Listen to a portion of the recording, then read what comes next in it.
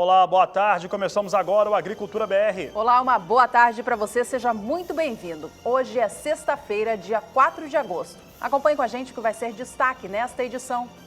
Em destaque nesta edição, informações, debate e a sua participação a respeito do tema Fundo Rural. Hoje um programa especial falando a respeito deste assunto que afeta empresas agropecuárias e também produtores rurais de todo o país. Bahia terá novo período de vazio sanitário da soja a partir da safra 17 e 18. A ABIOV, a Associação Brasileira da Indústria de Óleos Vegetais, estimou em relatório divulgado nesta sexta-feira uma estimativa mais elevada para as exportações de soja na temporada 16-17. Agora é em 64 milhões de toneladas. E caminhoneiros por todo o país continuam bloqueando rodovias federais por conta do aumento no preço dos combustíveis. Tem mercado físico, mercado futuro, previsão do tempo e muito mais. Começamos agora o Agricultura BR.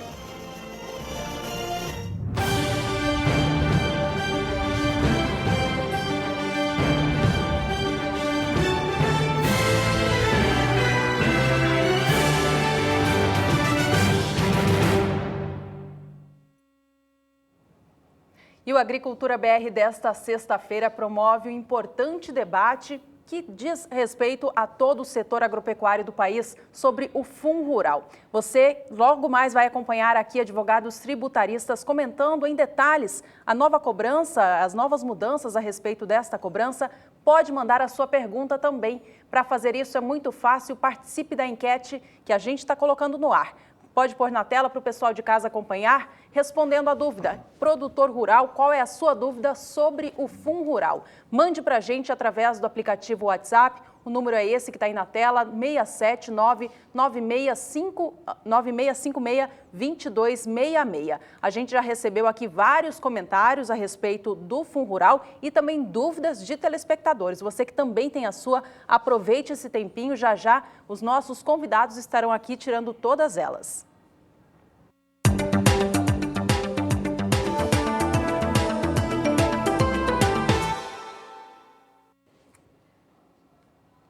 E o Agricultura BR traz em destaque nessa abertura de programa as informações divulgadas nesta sexta-feira, 4 de agosto, da ABIOV, Associação Brasileira de Indústria de Óleos Vegetais, em torno da sua atualização para a safra 2016-2017. Ela traz uma estimativa ligeiramente mais alta para a produção, muito em linha com os números que a Conab apresentou no mês de julho. Vamos ver então esses dados. Você vai ver dados agora em relação à soja, produção, processamento, exportação. Vai saber também sobre farelo e óleo de soja, o complexo inteiro. E eu começo destacando aqui produção de soja de acordo com a ABIOV. De acordo com o que a ABIOV ela estimou, pode voltar aqui para o estúdio. Nós começamos aqui a respeito dos Estados Unidos, o pessoal colocou aqui outra posição. A gente vai trazendo agora os destaques em torno, então, do que vai acontecer nos Estados Unidos. Daqui a pouco a gente fala a respeito da ABIOV. Então, vamos falando em torno do que os norte-americanos têm passado. O fato é que teve chuvas mais intensas sobre áreas de produção lá nos Estados Unidos, principalmente no estado de Iowa. Esse estado está recebendo um pouco de chuva, elas estão, de certo modo, regulares, mas ainda assim mantém o clima, principalmente o solo, mais seco. De acordo com alguns especialistas que estão no país, isso ocorre porque a seca sobre os principais estados produtores, elas têm atingido a questão das áreas de produção desde o mês de junho. Então, desde o mês de junho, há um certo estresse hídrico que acaba afetando essas áreas de produção. Para muitos produtores rurais, agrônomos da região, essas chuvas que são poucas e que ocorrem agora não serão suficientes para livrar a área dessa situação já de perdas. Entretanto, por conta desse posicionamento e até o relatório de oferta e demanda que será apresentado no próximo mês, o Departamento de Agricultura norte-americano vai apresentar esse relatório. Por conta disso, os fundos de investimentos e outros grandes investidores meio que se retiraram do mercado. E aí nós vemos um recuo mais forte também nesta quinta-feira. Vamos ver então aqui o que vem acontecendo com os embarques de soja dos Estados Unidos. Agora sim, soja nos Estados Unidos, embarques a 16, 17. O que foi embarcado de fato, 54 milhões e 800 mil toneladas da oleaginosa. As vendas, né, aquilo que já foi totalizado de vendas, passa de 60 milhões, chega a quase 61. 60 milhões 760 mil toneladas de soja. A meta de exportação é de 57 milhões 150 mil toneladas da oleaginosa. A nossa percepção aqui é que a soja que será embarcada, ela vai alcançar fácil a meta de 57 milhões de toneladas e é bem possível que esse número aqui de quase 61 milhões de toneladas até o final do mês de agosto não seja entregue, não seja embarcado, né, esse compromisso de venda não seja embarcado até o final deste mês, que seria correspondente à temporada 2016-2017.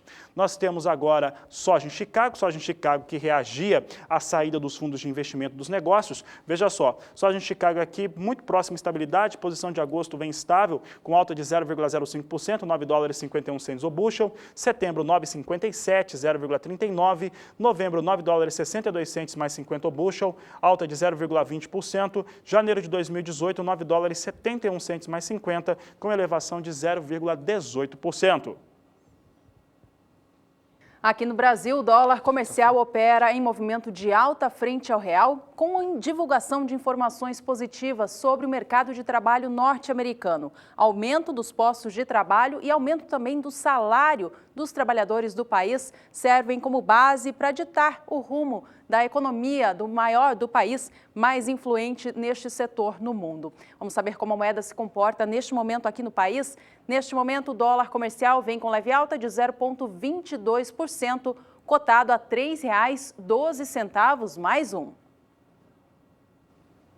E agora sim falamos da publicação da Abiov nessa sexta-feira, 4 de agosto, na qual ela traz números relacionados à produção brasileira para a temporada 16-17, bem parecidos com o que a Conab divulgava no mês passado, e números mais elevados, aumenta de 63 para 64 milhões de toneladas as exportações brasileiras. Então, a partir de agora, você vai ver os dados de processamento, principalmente para a produção de farelo e óleo de soja. Trazemos aqui produção de soja de acordo com a Abiov, esses dados aqui foram divulgados nesta sexta-feira, mostra o que aconteceu na temporada 15-16, 96 milhões e 190 mil toneladas. Em junho, já para 16-17, eram previstos 113 milhões e 200 mil toneladas, e julho 113 milhões e 800 mil toneladas. A alta apresentada agora em julho é de 0,5% frente aos dados apresentados em junho. Mais do que isso, há uma alta de 18,3% frente à temporada 2015-2016. Para comparar os dados da Conab, nós colocamos aqui na coluna amarela os dados da Conab em julho, que estavam projetados em 113 milhões e 900 mil toneladas de soja. Em relação à exportação de soja feita pelo Brasil, a Abiov elevou a expectativa em relação ao relatório apresentado no mês anterior. A projeção saiu de 63 milhões de toneladas para 64 milhões em relação à soja da temporada 16-17. Esse volume, se confirmado, ele vai ficar mais de 4 milhões de toneladas acima do que o Brasil enviou ao exterior na safra passada. Vamos acompanhar na tela agora estes números então. Veja que na temporada 15-16, as exportações de soja feitas pelo Brasil alcançaram 51 milhões 580 mil toneladas. Para a temporada 16-17, o relatório feito em junho pela Abiov estimava 63 milhões e o relatório de julho eleva em 1 milhão essa expectativa, trazendo agora a projeção de 64 milhões de toneladas. A Abiov também melhorou o número de processamento de soja nesse levantamento. Sobe de 41 milhões de toneladas projetados referente ao mês de junho e o relatório referente a julho sobe para 41 milhões e 500 mil toneladas, o que significa que a demanda é maior tanto internamente quanto da maneira externa. Veja só, na temporada 15-16, a Abiov estima que foram processadas 39 milhões e 530 mil toneladas de soja. Já na 16-17, em junho, a previsão é de 41 milhões de toneladas. No mês de julho, o relatório apresentado nesta sexta-feira, 41 milhões e 500 mil toneladas, processamento então interno, demanda interna sobe 500 mil toneladas de acordo com a instituição. Houve também alteração em relação aos estoques finais de soja do Brasil. Vamos aos números então. Veja, primeiro lugar, que na temporada 15/16 o Brasil chegou ao fim da safra com 4.290.000 toneladas do grão. Temporada 16/17 foi recorde no país, estoques voltam a ficar cheios. No mês de junho, a Abiov estimava estoques em 10.590.000 toneladas e agora em julho, fazendo uma correção aqui, não há uma elevação, mas sim um recuo dos estoques do grão do país, que deve fechar a safra 16/17, agora com 9.790.000 toneladas. Houve, portanto, essa elevação na expectativa de exportação, que acaba diminuindo os estoques. E ainda de acordo com a Abiov, o processamento de soja ficando maior tem uma melhora, um aumento na produção de farelo de soja, os outros produtos do complexo. Vamos ver então como é que ficam esses dados. Nós destacamos aqui primeiramente produção de farelo de soja, temporada 16/17, farelo que na temporada 15/16 eram 30.220.000 toneladas que foram produzidas. Na 16/17 a estimativa já era maior. Olha só, no mês de junho o relatório apresentava 31.100.000 toneladas. Agora, referente ao mês de julho, sobe para 31.500.000 toneladas, portanto, uma maior produção de farelo de soja no país.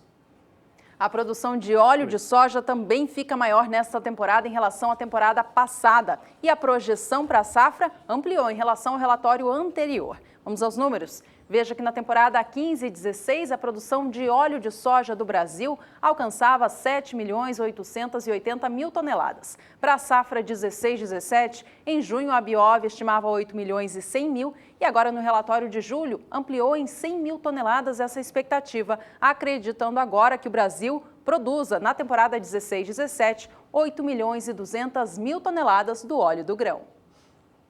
Por aqui falamos sobre preço de soja agora, começando pelo Porto de Paranaguá, movimento da última semana. Olha só, entre sexta-feira passada e essa quinta-feira, 3 de agosto. Porto de Paranaguá apresenta um recuo de 4%. Vamos aos números então. Aqui trazemos Porto de Paranaguá em destaque. Na sexta-feira, o valor médio encontrado, R$ 73,00, proposta de compra. Na segunda-feira, caía para R$ 72,00 a saca. Terça-feira, recua para R$ 71,00 a saca. Nesta última quarta-feira, cai de novo, cai para R$ 70,50 e nesta quinta-feira, com a queda expressiva para a soja em Chicago, cai para R$ 70,00 a saca. Com isso, temos uma queda aqui para a soja negociada no Porto de Paranaguá na ordem de 4%. Seguimos falando a respeito do preço de soja, principalmente nos portos brasileiros. Vamos para o segundo porto responsável pelos maiores embarques do país, da oleaginosa. Porto de Santos também tem queda, a queda é um pouco menor, mas também expressiva para uma semana, 3,5% de queda. Sexta-feira, R$ 72,50. Sexta-feira passada, esse era o valor de referência. Na segunda-feira, caía para R$ 72,00, encerrava o mês, dia 31 de julho, a R$ 72,00 a saca. Nesta última terça-feira, caía para R$ 71,00. Na quarta-feira, caía para R$ 70,50. Nesta quinta-feira, R$ 70,00 a saca, mesmo valor encontrado em Paranaguá, com uma queda um pouco menor, 3,5% de recuo. Os negócios com soja em Chicago, nesta semana, com as duas fortes quedas que foram apresentadas, acabaram chocando bastante os valores praticados no mercado interno brasileiro. E caminhoneiros em vários pontos do país protestam contra o aumento no preço dos combustíveis, que foi reajustado pelo governo federal no dia 20 de julho, depois de ter aumentado o imposto sobre o PIS/COFINS dos combustíveis.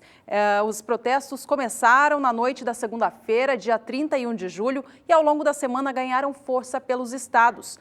Bloqueios parciais e totais de rodovias já foram registrados no Rio Grande do Sul, Paraná, Santa Catarina, Rondônia, Minas Gerais, Goiás, Espírito Santo, Pernambuco, Ceará, São Paulo, Bahia e Mato Grosso. Além disso, paralisações foram observadas também no Porto de Santos. O aumento na alíquota do PIS/COFINS sobre gasolina, diesel e etanol foi feito para elevar a arrecadação do governo com o objetivo de cumprir a meta fiscal. O imposto sobre a gasolina subiu 107%. Sobre o diesel, teve uma alíquota aumentada em 86% e sobre o etanol, ao distribuidor passou de 0 para 11 centavos por litro. Olha, quem está acompanhando o movimento que é intenso no estado do Mato Grosso, lá em Sorriso, é o nosso colega, nosso amigo Valdir Pacheco, que tem conversado com pessoas por lá para saber a opinião delas a respeito dessas paralisações e agora uma paralisação um pouco mais intensa, um pouco mais séria. Pacheco. Nos últimos 3 dias foram para orientar os motoristas que a partir de hoje, sexta-feira, a BR-163 vai estar fechada. Eu converso agora com o presidente do Sindicato Rural de Sorriso, Luimar Gêmeo. Luimar, quais são as principais reivindicações dos produtores aqui nesse bloqueio? Então, nós entendemos a reivindicação dos motoristas e somos, na verdade, da mesma classe, da mesma atividade. Agricultura e transportadores têm uma parceria muito grande e é justa a causa deles, pedindo a redução de preços de combustíveis, pedindo para que o governo continue apoiando e transferindo dinheiro à Polícia Rodoviária Federal e pedindo também uma tabela de preço, para que tenha uma tabela de transporte, para que eles tenham uma base, uma forma real e legal de cobrança de frete, porque é isso que está dificultando a vida deles. O caminhoneiro carrega seu caminhão para fazer um frete e quando ele chega no destino, ele consumiu todo o valor do frete entre pedágio, combustível e outras tarifas que tem. Acaba não sobrando a parte real que seria o lucro do transportador. É digno deles se manifestarem, a causa é justa e nós produtores apoiamos os transportadores, inclusive convocamos os agricultores que venham, que deem o seu apoio aos transportadores, porque época do ano nós necessitamos do transporte deles para retirarmos os grãos de nossa propriedade, como necessitamos do transporte deles para trazer a matéria-prima para que possamos implantar nossas lavouras. Reconhecemos a atividade e fazemos parte dessa atividade do transporte, por isso estamos aqui junto com os transportadores. Ok, Luimar. Muito obrigado pela sua participação. Vamos continuar aqui acompanhando essa paralisação para mostrar no canal do Boi. Valdir Pacheco para o SBA. E na manhã desta sexta-feira, o Valdir Pacheco também conversou com o presidente da Associação de Seguros dos Caminhoneiros em Sorriso. O bloqueio da BR-163 continua. Não há previsão de abertura da estrada. Eu converso agora com um dos líderes do movimento aqui em Sorriso, Alexandre. Alexandre, o bloqueio é total ou parcial? Não, o bloqueio é parcial. A princípio a gente está segurando os caminhões carga seca, caminhões câmara fria, carga viva, ônibus, automóvel, oxigênio hospitalar, remédio, isso está circulando normal. A gente fez 3 dias de bloqueio orientativo para que chegasse nesse dia de hoje e não havesse problema de caminhões chegar aqui e dizer que não sabia do bloqueio. Então, a partir de hoje a gente bloqueou caminhões com grão, combustível, gás de cozinha, fertilizante, a gente não vai deixar passar. Estamos fazendo da mesma forma um bloqueio orientativo, mas que os caminhões sempre retornem e que não prossiga. Cada um estacione onde achar um lugar adequado para que a rodovia fique esvaziada, fique parada, mas esvaziada de caminhão em cima da pista. Mesmo assim tem motoristas tentando passar, né? Mesmo assim, principalmente caminhões aqui da cidade, infelizmente empresários aqui da cidade, eu não sei se os motoristas estão orientados por eles ou estão fazendo por responsabilidade própria, mas a gente está tendo mais problema com alguns empresários aqui da cidade do que caminhões de fora. Até caminhões de posto aqui, a gente já pegou tentando desviar, furar bloqueio para ir buscar combustível. Mas a gente está tentando e vamos conseguir bloquear esses caminhões para que eles não passem. Ok, Alexandre, muito obrigado pela sua participação mais uma vez. Continuaremos aqui na cobertura desse bloqueio da BR-163, um ato que atrapalha demais o desenvolvimento num período que os produtores estão precisando escoar a produção, os armazéns cheios de soja ainda e o milho céu aberto. Sem transporte, dentro de poucos dias começa o período de chuva aqui no Mato Grosso. Valdir Pacheco para o SBA.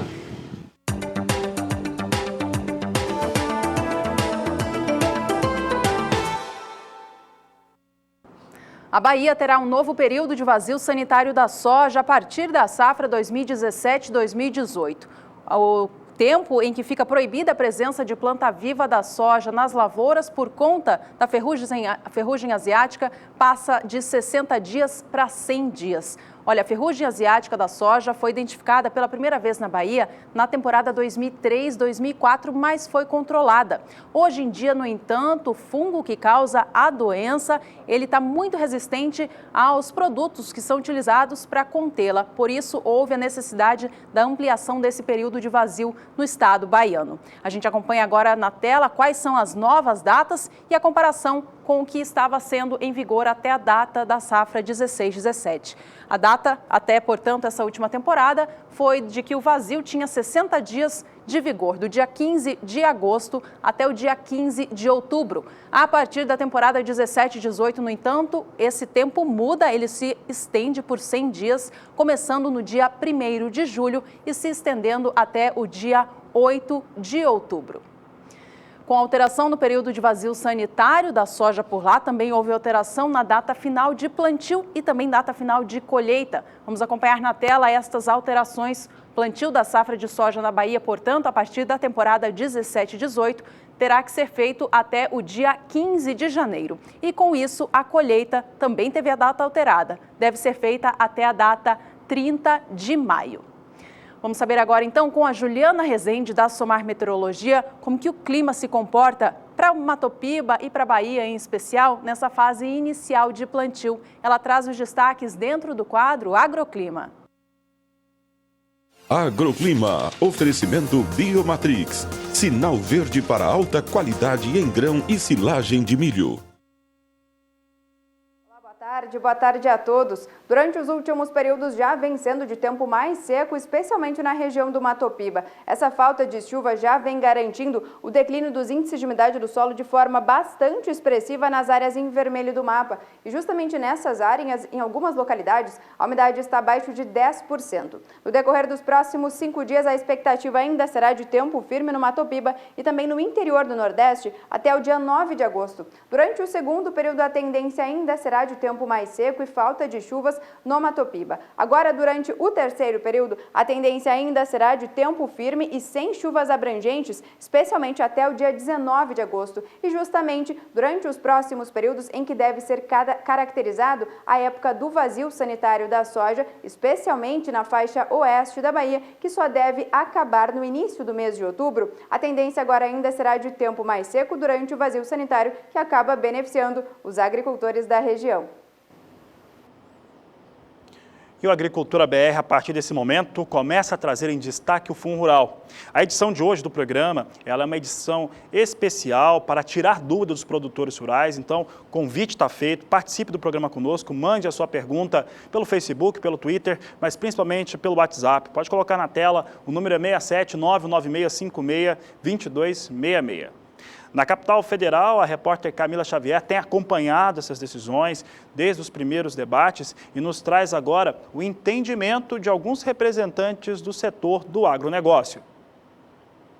Após 3 meses de longa negociação, a medida provisória que trata da renegociação dos débitos do Fundo de Assistência ao Trabalhador Rural reduziu de 2,1% para 1,2% a alíquota da nova contribuição previdenciária, que passará a ser paga a partir de 1º de janeiro de 2018 por produtores e empresas rurais. Se tem como nós negociar, melhorar essa proposta nas emendas do Congresso, que é 120 dias, não pode ser. E é claro que esse dia é em função do que eles colocaram na medida provisória, que temos que pagar 4% de multa, que são em 4 meses até o final do ano, em função da responsabilidade fiscal, que também é um outro item que nos serve.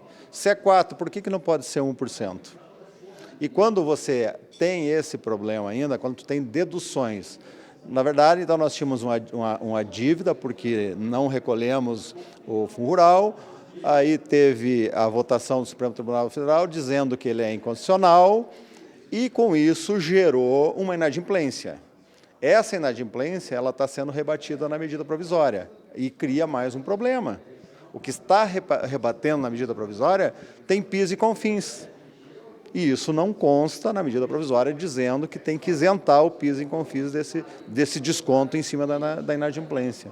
Apesar desta conquista, ela ainda não é o resultado final que a bancada ruralista esperava. A ideia é mudar a medida provisória, que tem uma proposta de até 15 milhões de dívidas ser descontado na receita mensal ou anual daquela empresa, e quem deve mais do que 15, apenas pegar a dívida e dividir por 180 meses, o que nós não concordamos. Nós queremos ampliar esse teto de 15 milhões, talvez para 80, para 100 milhões, vamos discutir isso. E a entrada também, onde a Receita colocou na medida provisória, uma entrada de 4%. 4% da dívida é do valor total. Então, é um valor pesado para se pagar nesse período, onde a maioria dos produtores já plantaram, já colheram, já venderam o seu produto e não tem esse dinheiro até o final do ano. Vai se tornar inadimplente com a entrada. Então, a nossa proposta para o produtor rural, 1% de entrada em dezembro e para os adquirentes, para a indústria, 1% dividido em 5 parcelas, que são valores muito altos. O que há de bom é que houve uma edição dessa medida. Isso evita que a Receita Federal execute os produtores de uma vez só. No entanto, aquilo que nós havíamos pedido ao governo não foi propriamente o que foi colocado no texto. E agora nós vamos emendar. Eu cito aqui um exemplo. E aqueles produtores que pagaram, que depositaram em juízo, por exemplo, e que com a decisão do STF tiveram esse dinheiro já utilizado, vão pagar 100% de multa e juros. Então, nós temos distorções importantes, como a cobrança da Selic, o valor da entrada, o percentual da entrada é alto demais, descapitaliza o setor. Então, nós vamos agora trabalhar no processo legislativo para adequar essa medida, que, como ficou, ela não atende o setor agropecuário. A bancada ruralista e os produtores rurais ainda não têm muito o que comemorar. Veja a explicação técnica do que ainda falta ser feito em prol do setor produtivo. A medida provisória, ela precisa ser aperfeiçoada, né? Então, assim, acho que é importante agora os parlamentares apresentarem emendas, aperfeiçoar ela. Principalmente, a gente observa ali o prazo é muito exíguo. O prazo agora ficou para adesão dia 29 de setembro, é um prazo muito curto. Eu acho que é importante eles estenderem esse prazo pelo menos aí para novembro, dezembro. Há um outro pleito também que deve ser acatado, que é cinge no tocante a eventual julgamento futuro do Supremo, uma eventual modulação dos efeitos. No caso do julgamento lá no Supremo, reconheça a inconstitucionalidade dessa contribuição. Quem aderiu, eventualmente, esse financiamento poderia ou não ser alcançado por essa decisão. É importante ter uma cláusula que assegure, sim, o alcance a essa decisão. Outro ponto que também é importante alterar é a questão do índice de correção.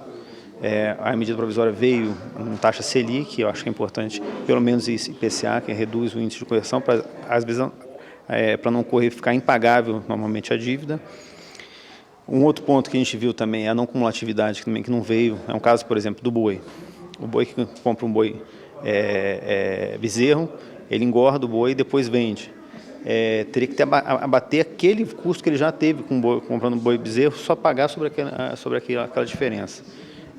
Em 2008, a gente tinha essa dedução, realmente não teve, é uma proposta também a se pensar essa extensão aí para sementes, gado, que é justamente produto meio, para tentar isentar sobre essa possibilidade. Além disso, outros pontos que nós discutimos também, tem a questão dos adquirentes, né? A gente viu que o valor é muito baixo, 15 milhões,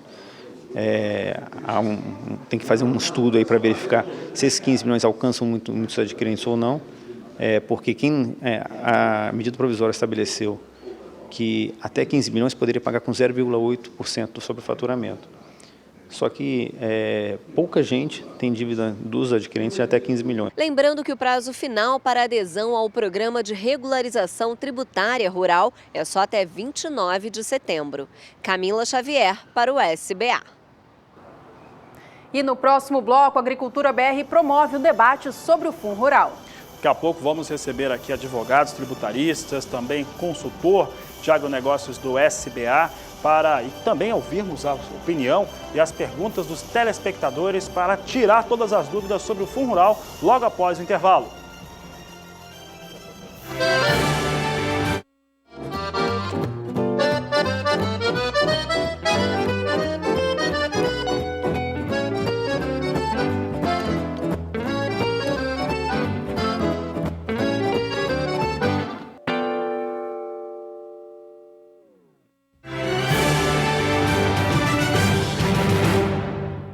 O Agricultura BR está de volta agora para promover um importante debate sobre o Fundo Rural, um assunto polêmico que tem causado muitas dúvidas, entre o setor agropecuário como um todo. Para a gente entrar no assunto, a gente antes faz uma breve retrospectiva para lembrar como que ele surgiu.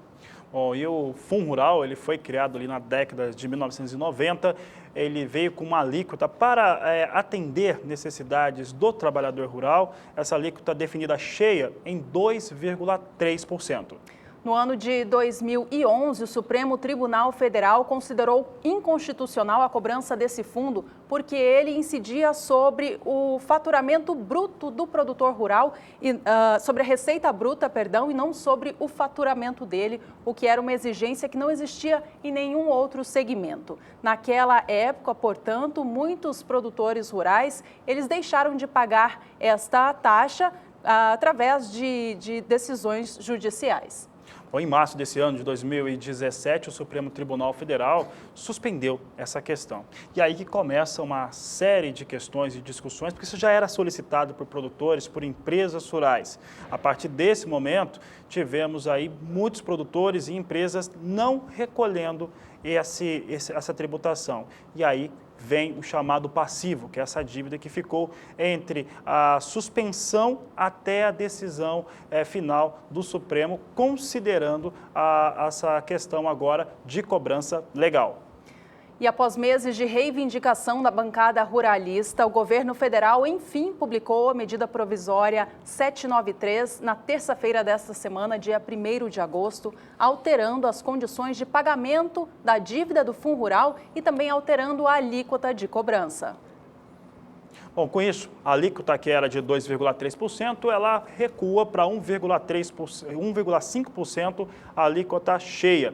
Ela passa a valer a partir do próximo ano, a partir de janeiro, e ela representa também que o governo abre mão, de certo modo, de um recolhimento bastante intenso, nos próximos 2 anos, em torno de 5 bilhões de reais, e colocou também questões importantes em torno do parcelamento do passivo a ser pago por produtores rurais e também empresas rurais que têm até a data do dia 29 de setembro para aderir ou não a esse parcelamento.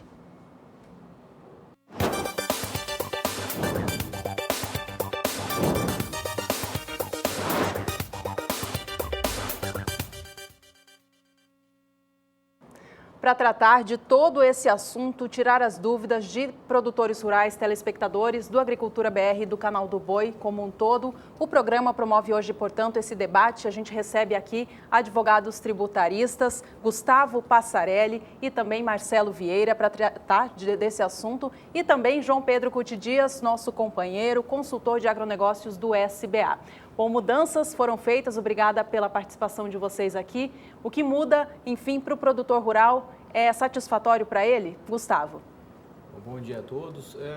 Eu penso que houve um avanço considerando-se o cenário que existia agora recentemente quando o Supremo julgou e quando nós até estivemos aqui discutindo esse assunto logo após o julgamento do Supremo. Então, quando o Supremo julga e declara constitucional a cobrança, a situação do produtor era muito mais grave do que é agora com a situação da medida provisória. É óbvio que a medida provisória ela vem a regulamentar a questão de um passivo que foi gerado por força desses anos de discussão judicial, mas sem dúvida alguma ela, pelo menos, fornece condições para o pagamento, ou seja, estabelece critérios e condições para o pagamento do débito e trata também da redução da alíquota, considerando aquilo que era previsto na legislação anterior. É óbvio que o cenário que se esperava era que se mantivesse a declaração de inconstitucionalidade, o que já entendíamos que seria muito difícil, muito remoto desde o último julgamento do Supremo. Mas, sem dúvida alguma, que é um passo à frente, a discussão através dessa medida provisória é uma manifestação de boa vontade, na minha opinião, no sentido de se tentar encontrar uma solução para um problema. Marcelo, por favor. Eu também concordo com o doutor. A única observação que eu faço é que ainda há a pendência do julgamento no STF, porque a gente sabe que teve o julgamento em março, só que esse julgamento ainda não concluiu.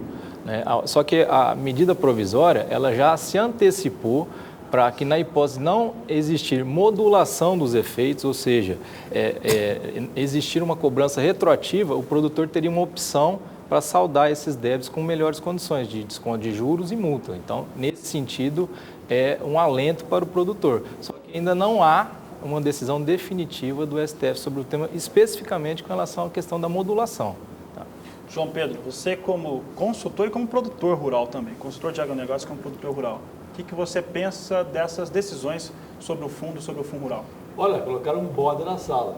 A medida provisória tira o bode da sala, mas os problemas continuam os mesmos. Ou seja, onera muito, depende da produção, vai ser um impacto muito grande.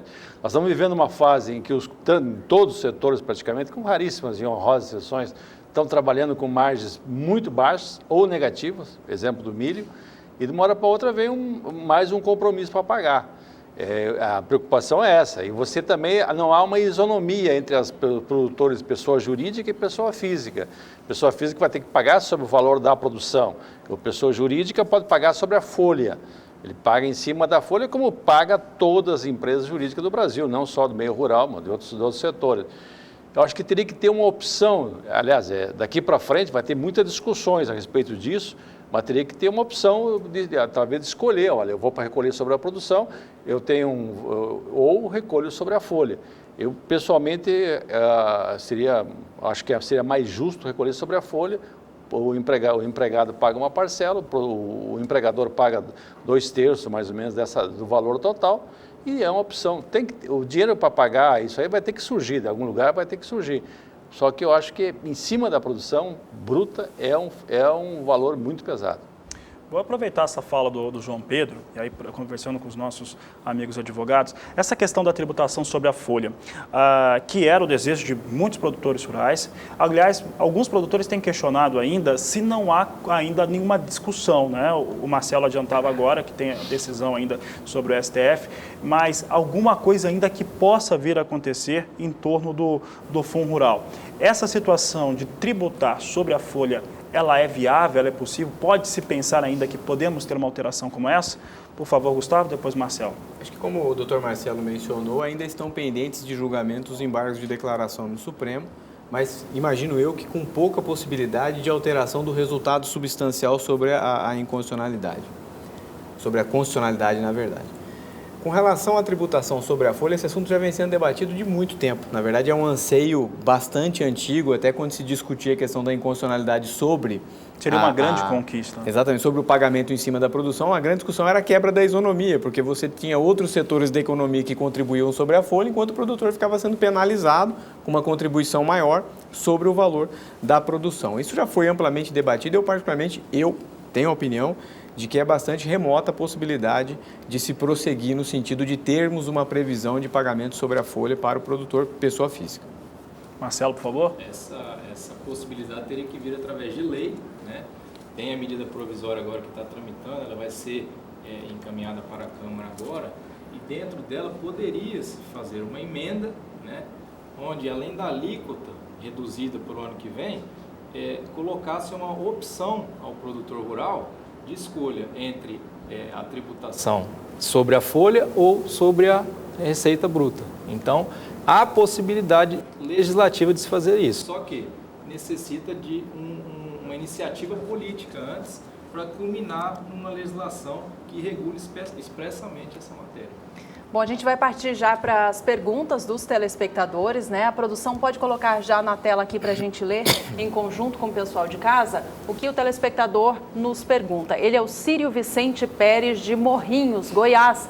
Ele diz o seguinte: nos últimos 5 anos, abati meu gado em apenas um frigorífico e nunca me pediram para descontar o referido imposto. De quem é a responsabilidade do pagamento do tributo? Está aí a pergunta do Círio. Pois bem, essa é uma discussão já bastante antiga, né? Desde o início, quando se começaram a ajuizar as ações e começaram a ser deferidas as liminares, havia sempre aquelas duas situações: depósito em juízo ou simplesmente ausência de recolhimento por força das liminares, e muitos frigoríficos, de fato, acabaram por adotar essa prática ao longo dos anos, na expectativa de que houvesse essa declaração de inconstitucionalidade, e deixaram de reter. Essa ausência de retenção do produtor geralmente se dava de duas maneiras: destacando-se na nota ou não, ou seja, nós temos notas de produtores rurais em que não há sequer a notícia de que tenha sido feito desconto, e outras notícia do desconto, mas que os frigoríficos acabavam em muitos dos casos não fazendo, porque amparados estavam em liminares ou com ações judiciais. A regra, e nós já tratamos desse assunto também aqui, a regra é de substituição tributária aqui no caso, e quando há substituição tributária, nós temos o substituído, que é o produtor rural, e o substituto, que é a empresa, no caso aqui da pergunta, do produtor rural, o frigorífico. Quando nós temos essa regra de substituição, transfere-se ao substituto, portanto ao frigorífico, a responsabilidade de fazer a retenção, o destaque do tributo e o repasse ao ente arrecadador específico.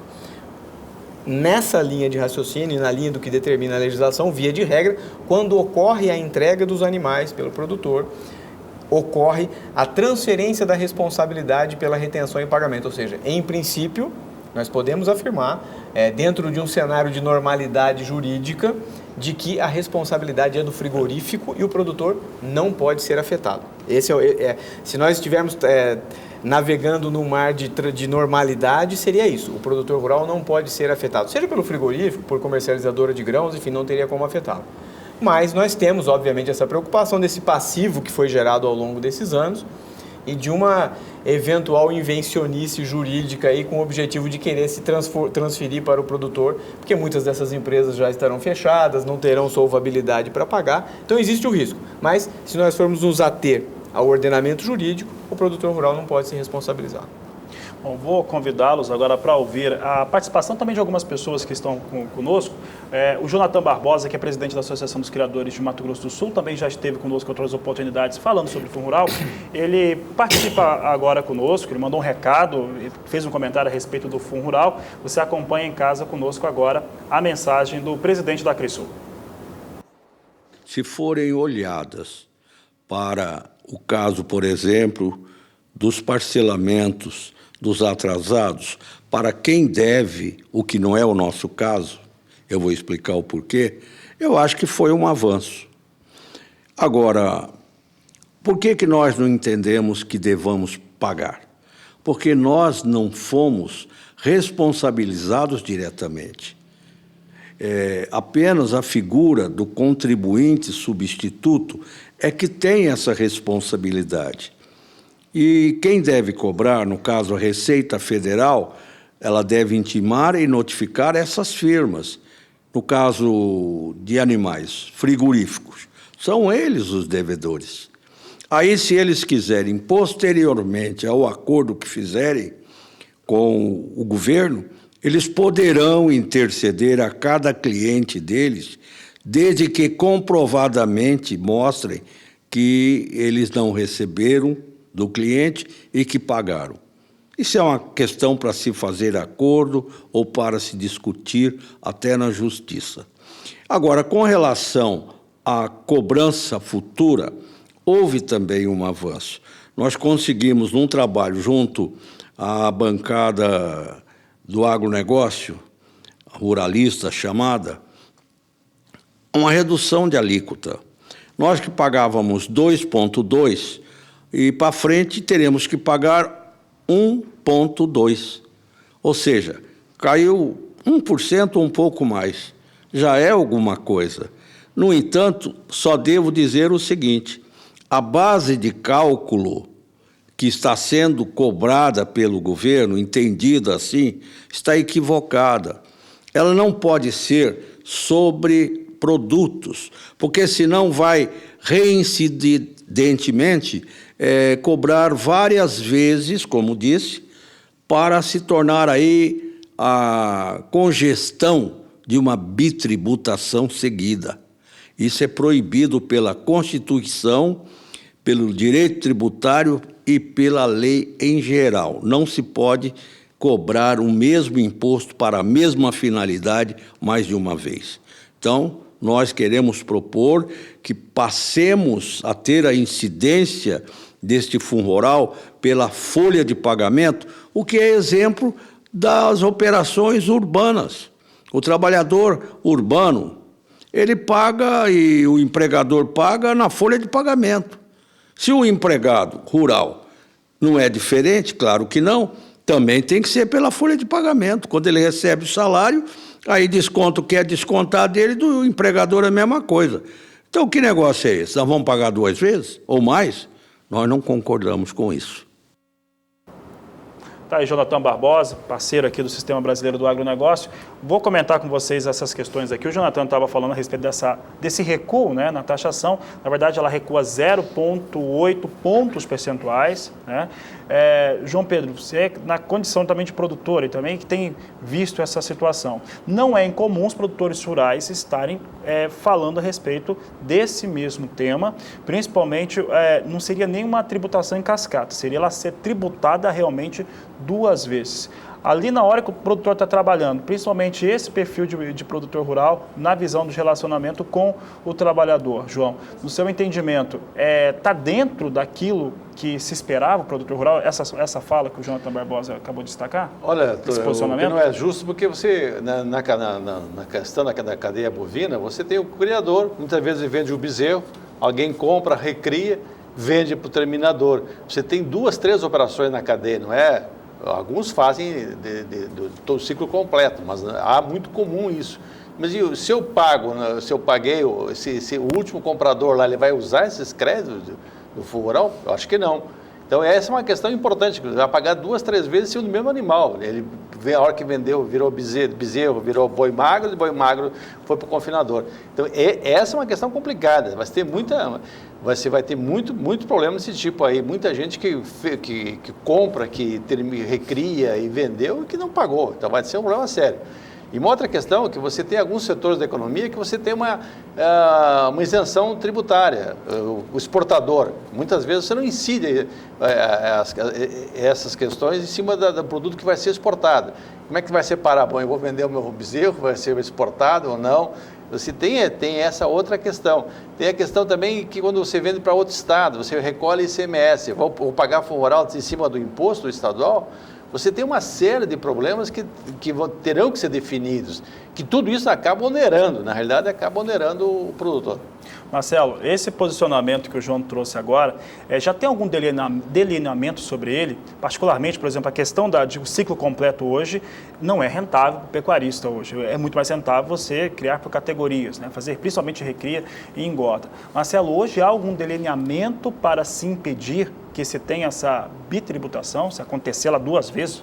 Essa bitributação que foi colocada é com relação àquela venda do produtor pessoa física para outro produtor pessoa física até chegar no frigorífico. Então, as etapas antecedentes ao frigorífico, elas são tributadas pelo Fundo Rural.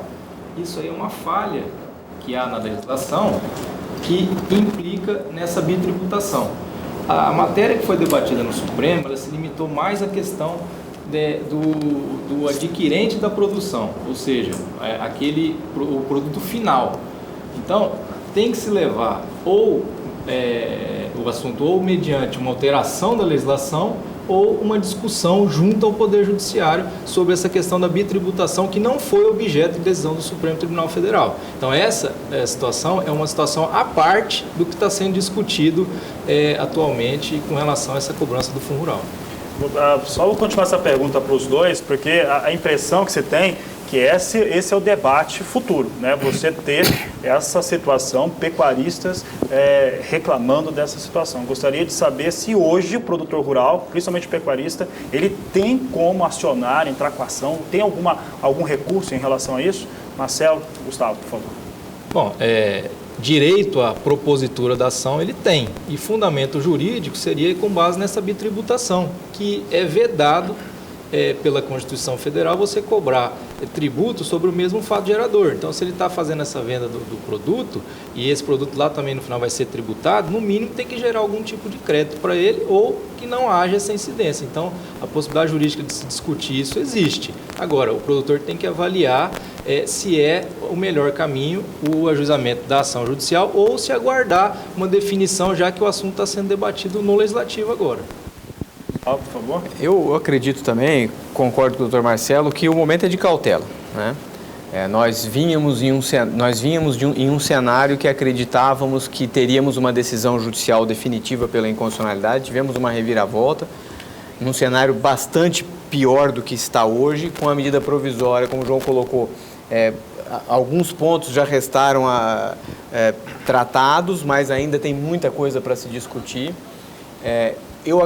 A minha avaliação é de que o Poder Judiciário deu uma sinalização com relação ao tributo, porque muito embora no julgamento do Supremo não tenha sido tratada diretamente a questão da venda de gado, de produtor para pessoa física, houve uma análise da constitucionalidade do tributo como um todo, muito embora, neste caso, a discussão seria distinta, né? No caso da discussão do produtor rural, pessoa física, que quer evitar o pagamento do tributo, eu não preciso dizer que o tributo é inconstitucional, preciso dizer só que há bitributação. Ou seja, constitucional que tenha sido declarado o tributo no Supremo, tudo bem, aceitaremos o posicionamento judicial a respeito do assunto. Porém, antes da questão da constitucionalidade, existe uma incidência dupla a respeito do mesmo tributo, o que igualmente é vedado na Constituição. Então, é um desvio de foco de discussão judicial, que é possível, sem dúvida alguma, mas penso até que esse é um momento, né, que ainda são cabíveis, né, o prazo é segunda-feira, né, o prazo é segunda-feira para as emendas à medida provisória serem apresentadas no Legislativo.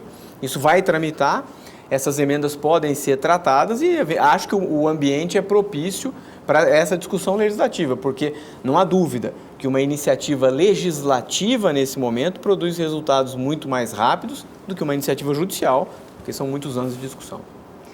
Bom, Gustavo, Marcelo, João, a gente vai fazer um rápido intervalo comercial, já a gente volta para continuar debatendo o assunto Fundo Rural. Se você tem uma pergunta para fazer aos advogados aqui que estão com a gente, mande pelo aplicativo WhatsApp no número 67996562266. Fique com a gente, nós voltamos já.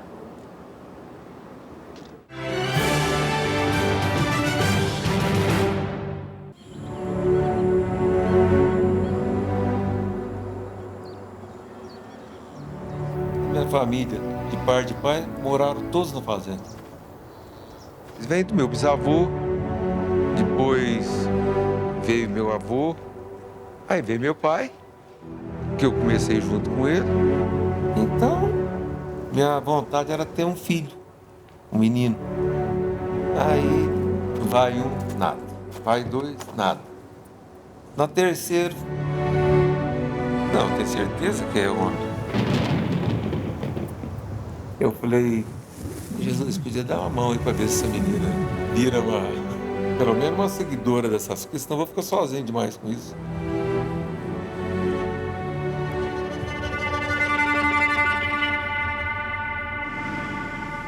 Então, quando eu peguei a fazenda, o funcionário que meu pai tem de 30 anos, é a época do meu avô, que já ligou pro meu pai, não ligou pra mim. Só ligou e falou, a gente tá indo embora, a gente não vai mais trabalhar com sua filha. Eu fiquei 6 meses sem peão, tratando de bicho, tendo que balancear a ração. Eu sozinha. Então eu passei muito apertada ali, muito. De eu sentar na cerca assim, chorar, falava, o que eu tô fazendo com a minha vida?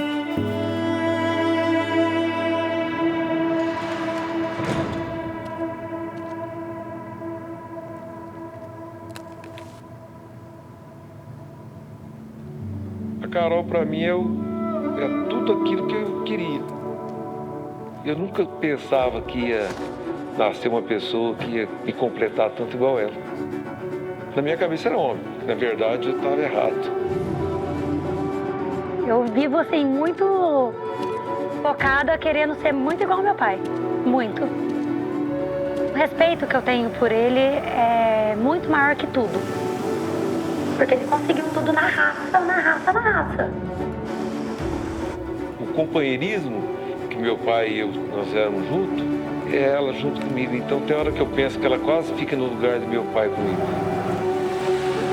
Então tudo assim que eu sei hoje é graças ao meu pai. Eu acho que seria quase que impossível viver sem ela. É quase que o ar. Vê se não sai de perto de mim nunca.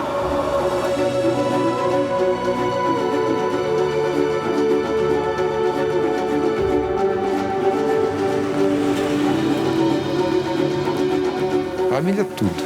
É o esteio, é a base, tudo.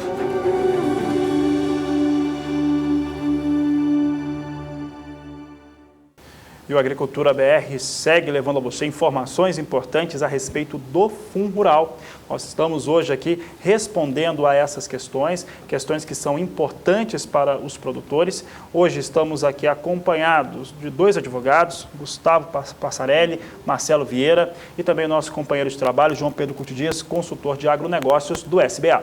E um dos principais motivos desse debate é tirar a dúvida do telespectador, do produtor rural. Então, para isso, a gente pede para a produção mais uma pergunta que chegou para a gente, para o pessoal por aqui responder. Vamos colocar na tela, então, a pergunta é do Círio Vicente Pérez, de Morrinhos, Goiás. Na verdade, ele fez a pergunta anterior, a gente pede para a produção só confirmar o telespectador, por favor.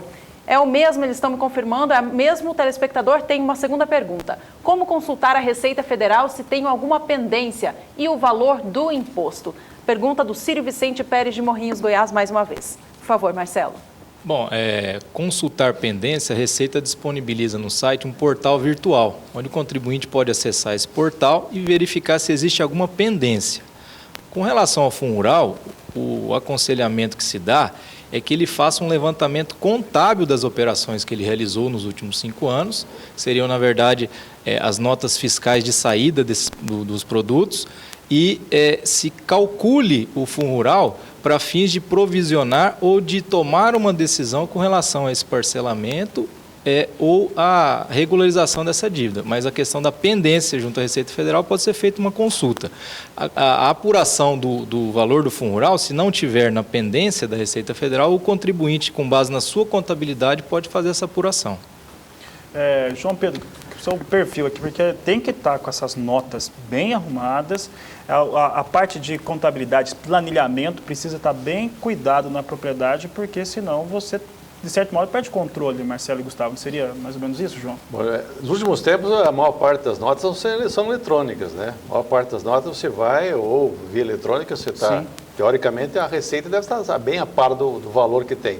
Mas tem um detalhe que eu acho preocupante, porque hoje, quando você vende o gado, você já recebe o valor descontado, no caso, 2,3%, hoje, nesse momento. Uma vaca, um boi, mais de R$60, etc, etc. E aparece o desconto, você recebe o valor menos o desconto.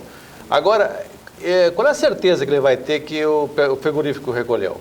Eu acho que teria que se criar uma estrutura que não apenas colocasse na nota fiscal o desconto, mas que ele recebesse, como algum extrato, alguma coisa. Olha, o seu José da Silva vendeu 20 bois, pagou R$1.000 e poucos de Fundo Rural, está aqui o comprovante dele.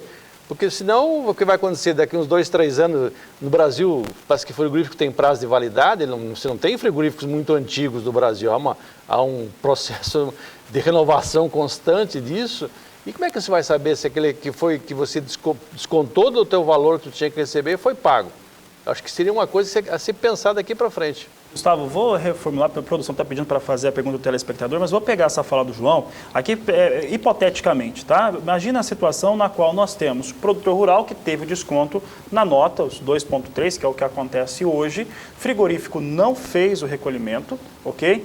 E o frigorífico fechou. Em princípio, não é um problema do produtor rural, do pecuarista, Gustavo. Exatamente.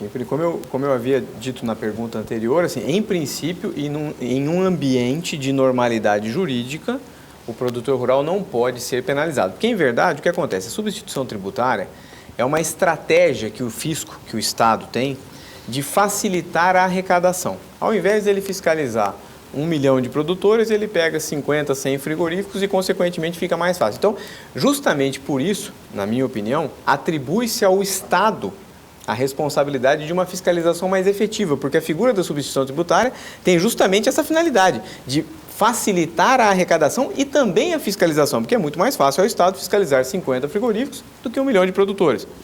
Não seria, portanto, justo e, consequentemente, sem qualquer tipo de amparo legal, penalizar o produtor rural por um equívoco do Estado, porque o Estado tinha e teve plenas condições antes desses frigoríficos fecharem, do prazo de validade, como o João colocou, se esgotar, teriam todas as condições de que essa fiscalização fosse realizada, que as autuações fossem firmadas e, consequentemente, não agora transferir ao produtor rural uma responsabilidade que não é dele. Já que a gente ainda está falando do setor pecuário, né? Vamos ouvir a opinião, então, de um pecuarista de São Paulo, o Pedro Leone. Vamos saber a opinião dele a respeito sobre o fundo. Bom, eu acho que as mudanças, elas vão nos atender em parte. Eu acho que elas teriam em relação ao fundo rural, teria que ser um pouquinho mais amplo. Entendeu? Mas eu acho que o caminho é esse. Eu acho que a princípio, vai nos atender. Entendeu? Essa é a minha opinião. Eu acho que as mudanças vão trazer melhoras para o setor. Está aí o posicionamento do pecuarista, né, do produtor rural. Antes da gente chamar para comentar, vamos comentar a fala dele e aproveitar para também mostrar a participação de público que está chegando pergunta aqui. Então pode colocar aqui na tela, pessoal, aqui do interior do Mato Grosso do Sul, se eu não estou enganado, o telespectador que está nos enviando é o Washington Riquete, de Nova Andradina, Mato Grosso do Sul. Ele diz o seguinte: o parcelamento do fundo rural é referente à cobrança de 5 anos, há 5 anos, né, há 5 anos atrás. É legal, isso é possível? É possível recorrer dessa situação? Aqui um questionamento, tem produtor que é afetado, quer saber se é possível voltar atrás nessa questão. Por favor, então, Marcelo, pode responder a pergunta aqui para o nosso telespectador? Bom, se ficar realmente assentado que a cobrança é devida desde a instituição da lei do fundo rural, ou seja, esse retroativo, esse passivo que está caminhando nesse sentido, o parcelamento é uma forma de regularização desse débito. Então, a cobrança, em virtude da decisão do Supremo, é uma cobrança que tem um caráter de legalidade, de imposição. E o parcelamento é uma alternativa para se regularizar esse passivo tributário. Então, respondendo a pergunta, se ficar assentado pela retroatividade da cobrança pelo Supremo Tribunal Federal, a cobrança necessariamente dos últimos 5 anos, ela é devida, né? Tem casos de depósito judicial que foram feitos, aí haveria só uma conversão desses valores, ou recolhimentos que foram feitos também, isso aí não atinge, é só quem não realizou nenhum tipo de providência no sentido de se garantir esse pagamento dos últimos 5 anos. Tá certo. Eu vou deixar uma pergunta aqui, principalmente para o João, se essa proposta de parcelamento, né, que foi colocada na medida provisória, se ela é interessante para o produtor rural de fato. Principalmente a questão dos 4% sobre a dívida consolidada, que tem que ser paga entre setembro e dezembro em 4 parcelas iguais. Por que eu estou falando isso? Porque a OCEPAR, a Organização das Cooperativas do Estado do Paraná, fez uma reunião importante nesta última quinta-feira para discutir e também trazer propostas, né, de emendas a essa medida provisória, a 793. É o que nós acompanhamos agora. Após a publicação da medida provisória 793 pelo governo federal, nesta segunda-feira, o sistema OCEPAR convocou as cooperativas paranaenses para uma reunião na sede do sistema OCEPAR em Curitiba, objetivando a análise dos pontos que não atenderam ainda o pleito das cooperativas, né? Principalmente em relação ao prazo de adesão. O prazo de adesão, no entendimento das cooperativas, é muito curto, né? E não sendo hábil para a adesão das cooperativas e dos produtores agropecuários. Então, a proposição seria inicialmente para ampliação do prazo para o final desse ano, desse exercício. Outra questão também que ficou bem evidente para as cooperativas é a questão da multa, né? Foi uma redução razoavelmente pequena, na verdade, e que as cooperativas entendem, e os produtores rurais, que deveria ocorrer uma redução maior da multa aplicada sobre a contribuição previdenciária rural. Outro ponto também em discordância com a edição da medida provisória é a questão da antecipação da dívida para esse ano, para o exercício 2017. O entendimento das cooperativas também é que essa antecipação teria que ser menor, em torno de 1% somente, não de 4% como quer o governo federal. Pois no ano difícil, né, de grandes perdas na agricultura, aí, com preços e também de mercado, na economia como um todo, isso vem a acarretar mais um prejuízo ao produtor rural e às cooperativas. Então, é razoável que se reduza essa antecipação para esse período agora, né, que seria 1% da dívida, o restante ficaria dentro do programa de regularização tributária. Então, após a reunião de ontem, as cooperativas, após várias sugestões, também fizeram o encaminhamento de emendas que enviamos à OCB, né, a Organização das Cooperativas Brasileiras, para que seja encaminhado aos parlamentares nessas proposições de emendas junto à medida provisória. Esperamos que tenha um andamento célere esse processo, porque as cooperativas anseiam a regularizar sua situação, evitando qualquer passivo tributário em relação à contribuição previdenciária rural, seja da cooperativa ou dos produtores rurais. Reformulando a pergunta aqui ao João Pedro a respeito do parcelamento da dívida. João, 180 vezes, sendo 4% pagos de entrada nesse ano de 2017. Isso ficou interessante ao produtor? Juliana, eu acho que não tem 1, 2% dos produtores rurais que sabe quanto que é o passivo deles. Acho que o primeiro passo é saber o valor do passivo, que eu acho que é uma incógnita. Eu acho que pouca gente sabe o valor disso aí. Em cima disso, teria que ser discutido o pagamento. A questão da multa, eles reduziram 25%, ou seja, 75% da multa continua. E pesa, não sei, aí também esbarra na primeira questão de qual é o valor sobre isso. Então, acho que o primeiro passo teria que saber o que cada um deve em cima disso. O momento não é propício, é muito ruim o momento. E você tem uma outra figura também importante, que você tem nós estamos vivendo uma situação, o preço da arroba, vamos pensar em termos de pecuária especialmente, que a maior parte do pessoal está assistindo são pecuaristas. A preço da arroba despencou nos últimos 3, 4 meses, em função de uma questão de frigorífico, da concentração que houve no Brasil.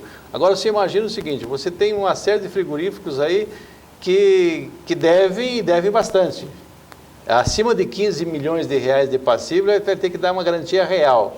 Olha, para esse frigorífico arrumar a garantia real não vai ser fácil. E aí, como é que faz? Vai continuar operando? Não vai operar? São problemas complicados. O momento é extremamente inconveniente para fazer isso, mas vamos lá. Agora, o primeiro passo, eu acho que é saber o passivo de cada um de nós. Eu não tenho nem ideia de quanto que eu devo. Essa posição do João Pedro. Vou deixar aqui, mas nós vamos para o intervalo comercial, vou deixar uma pergunta para vocês, para a gente voltar já respondendo rápido. Que tipo de emendas que nós poderia, assim, dessa mesa redonda sem mesa, que poderia ser colocada emenda essa medida provisória que melhorasse para o produtor rural? Nós vamos para um rápido intervalo comercial, daqui a pouco a gente volta com mais debate, mais informação sobre o Fundo Rural aqui no Brasil.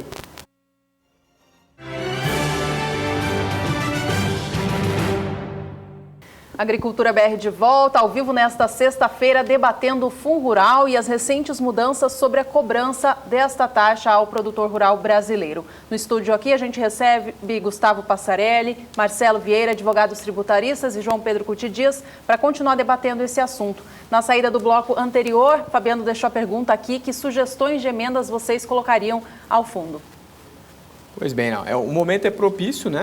Existe um prazo, como eu mencionei, segunda-feira é o prazo para que essas alterações sejam, essas propostas de alteração ou de alterações sejam apresentadas. Entendemos que, de um lado, como mencionado ali nas manifestações anteriores, talvez um aumento do prazo para adesão, o prazo está muito curto, a dificuldade de saber e de fazer esse levantamento, uma redução da alíquota desse pagamento da dívida consolidada seria algo interessante. E existe uma preocupação grande com relação à questão de honorários advocatícios, porque, na verdade, há uma previsão de redução de honorários advocatícios nas ações ajuizadas, porque um dos requisitos é desistir da ação. E a questão da fixação dos honorários, a regra mudou com o Código de Processo Civil de 2015, há um risco de uma oneração significativa em ações judiciais. Então, talvez trabalhar uma hipótese aí ou se não uma exclusão total do pagamento dessa verba, porque se trataria praticamente de um acordo e um pedido de desistência da ação, ou pelo menos uma redução mais significativa, sob pena de haver uma oneração ainda maior por parte do produtor. Além das considerações que o doutor colocou, eu acho que a questão da multa também é muito importante, porque hoje a redução foi dada de 25% só. Via de regra, os parcelamentos da Receita é de 50% para cima. Então, nesse caso, houve um tratamento diferenciado com relação ao Fundo Rural. Os juros chegou num patamar desejado, mas a multa ficou muito abaixo da expectativa que os produtores tinham. Então, eu acho que isso aí seria um ponto também para se perseguir nessas emendas agora, e um alongamento também maior dessas parcelas aí para o produtor poder realizar o pagamento em dia desse parcelamento. Eu bato na questão da possibilidade de recolher sobre a folha, porque no momento que você recolhe sua produção, você desestimula o produtor também a investir em tecnologia. No dia que ele investe em tecnologia, ele vai aumentar a geração de receita e, consequentemente, maior fundo rural. Então, muitas vezes, é uma certa incoerência nisso. Você pega confinamento, por exemplo, que é uma alternativa muito usada, que a margem é muito estreita. Imagina o cara pagar 2,3, o cara está trabalhando com uma margem de 5, 6, ou menos que isso, bruta. Então, pesa e pesa muito. E essa questão também tem que ser bem clara de todas as operações que até o animal ficar pronto para o abate, como é que vai ser feito isso? Se vai se pagar, se vai ter crédito, não vai ter crédito, ou vai ser isento. Tem que se definir essas coisas. De tal maneira que você encarece o custo de produção e esse custo você não consegue transferir na ponta. Se é produto exportado, é preço no mercado internacional e descontados os custos e a questão cambial. Então você não consegue transferir isso, esse custo extra para o seu produto. Então é complicado. Então eu acho que essa a questão da alternativa de recolher sobre folha estimularia alguns setores, como o caso do confinamento, como o caso dos produtores que usam alta tecnologia. Vamos então a mais uma pergunta de telespectador. A gente está nos minutos finais do programa dessa sexta. Pode colocar na tela para a gente então, produção. Pergunta é do Mário de Souza, de Lindóia, São Paulo. Está inadimplente somente quem contestou a cobrança? Ou quem está aguardando a decisão judicial também está inadimplente?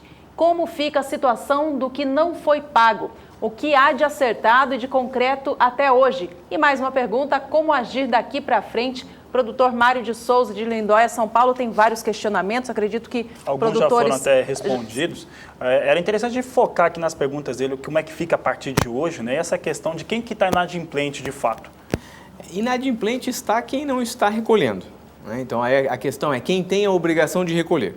Na venda de produto final, a obrigação de recolher é de quem é o substituto, do frigorífico ou da empresa que comercializa grãos. Neste cenário atual, eu acho que o absolutamente recomendável ao produtor rural é que não se permita mais, de forma alguma, nenhum tipo de transação, seja de venda de gado ou de venda de grãos, em que não haja o destaque do tributo na nota. É fundamental, já era antes, mas daqui para frente é fundamental que haja o destaque na nota de que está sendo realizado o desconto, sob pena de se dar argumento depois para a Receita de, olha, você também era produtor, você sabia que o tributo era devido, não destacou e, consequentemente, agora eu quero lhe responsabilizar. Então, esse é o primeiro ponto. Na comercialização de gado magro, ou enfim, de gado pessoa física para pessoa física, é fundamental que seja feito o recolhimento, que daí é o próprio produtor que deve fazer esse recolhimento.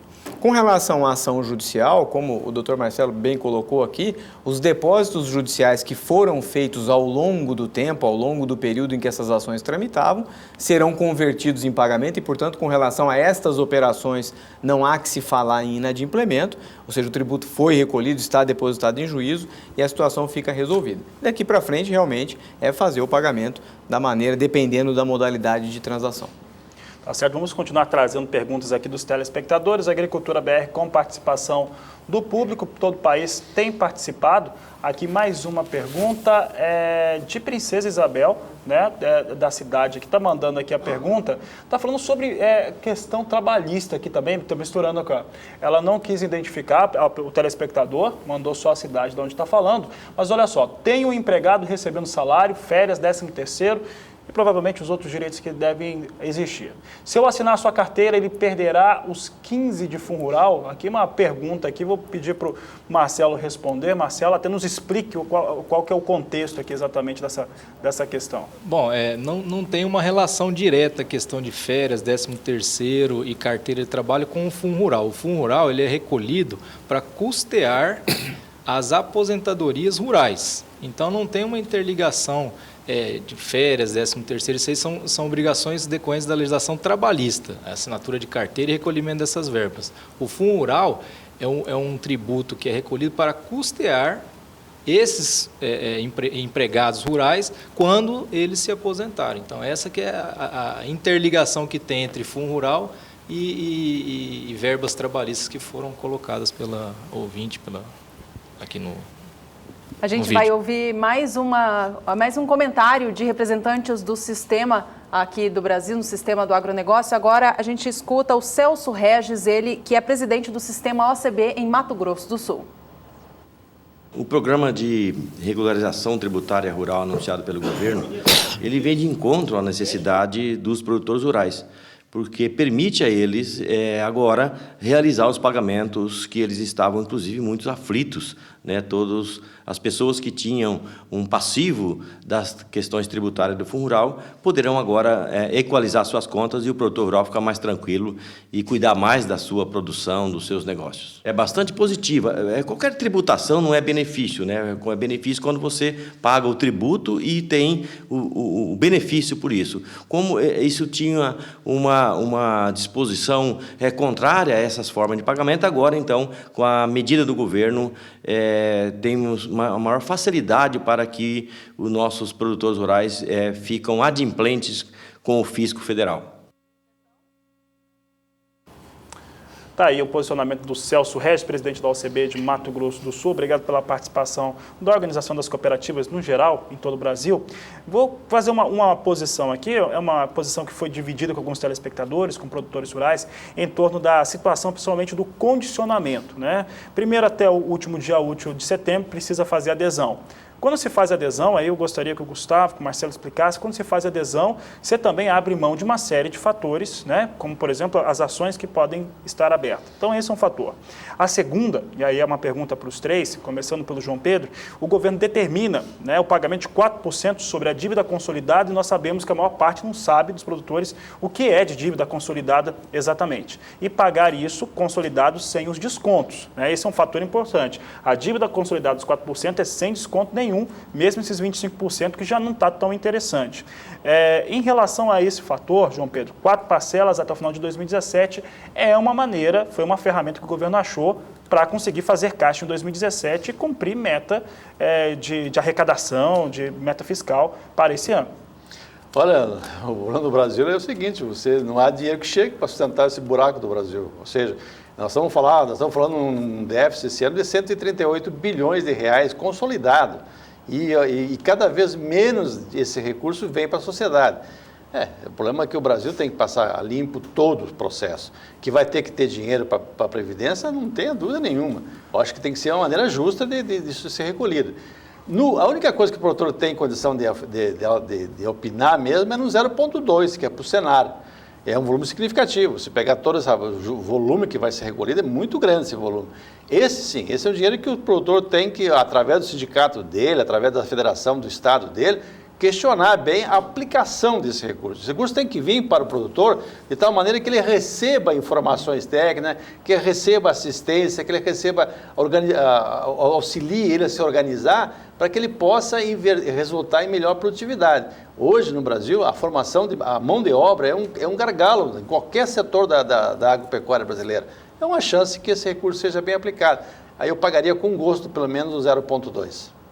Tá certo, pedir para o Marcelo comentar, principalmente essa questão de como foi definida, né? Porque a condicionamento dos 4%, a gente sabe que ninguém sabe exatamente quanto deve, e até o final do ano. Será que isso é viável? A justificativa que o governo deu foi para atender a lei de responsabilidade fiscal. Então, por isso que foi feito nessa sistemática. Mas, na minha visão, nada impediria ele de reduzir o percentual dessa entrada para 1%, 2% e não 4%, já que ela está incidindo sobre a dívida total, como você bem colocou, que é principal, juros, multa, honorários de ação judicial. Então, é um montante muito considerável para ser tributado em um curto espaço de tempo e num percentual de 4%. Então, nesse ponto que deveria se trabalhar também as emendas para se ajustar a essa situação e respeitando a lei de responsabilidade fiscal que é possível. As emendas, Gustavo, podem mudar esse posicionamento dos 4%? Eu penso que sim. Como foi colocado, não há impedimento legal com relação à redução desse percentual. Isso não haveria nenhum tipo de ilegalidade ou de questionamento com relação à medida. É iniciativa legislativa, acho que o momento é propício, né? Houve uma sinalização do governo, sem dúvida alguma, como as outras manifestações colocaram no sentido de resolver. Eu acredito que é possível, sim. Tá certo. Olha, Gustavo, Marcelo, João Pedro, a gente agradece muito a presença de vocês aqui no Agricultura BR para tirar as dúvidas dos telespectadores, nossas dúvidas também, continuar debatendo esse assunto e o que pode vir a acontecer aí pela frente. Muito obrigada. Obrigado. E o Agricultura BR, então, desta sexta-feira vai ficando por aqui. Você que quer rever este debate, pode acessar o YouTube e lá vai encontrar esta edição na íntegra. Por enquanto, obrigada pela companhia e a gente se vê na próxima. Este é o Agricultura BR. A inteligência e a transparência do agronegócio sempre com você. Ficamos por aqui e voltamos às 17h15 com a terceira edição.